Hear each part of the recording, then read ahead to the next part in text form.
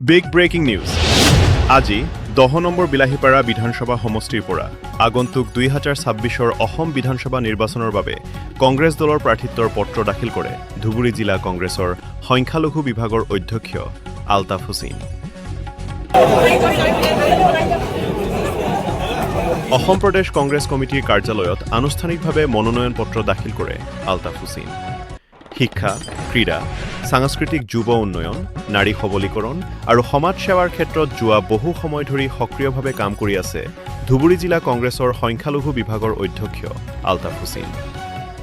অসম প্ৰদেশ কংগ্ৰেছ কমিটিৰ কাৰ্যালয়ত প্ৰাৰ্থিত্বৰ মনোনয়ন দাখিল কৰি সংবাদ মাধ্যমৰ আগত কয় যে এইবাৰ বিলাহীপাৰা বিধানসভা সমষ্টিত কংগ্ৰেছৰ জয় নিশ্চিত।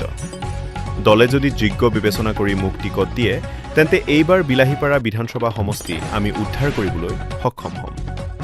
যোৱা লোকসভা নিৰ্বাচনত তাৰ প্ৰমাণ AIUDFৰ মুৰব্বী বদৰুদ্দিন আজমল 10 লাখতকৈ অধিক ভোটত পৰাজিত হোৱাত AIUDFৰ খুব ইম্প্ৰেছড।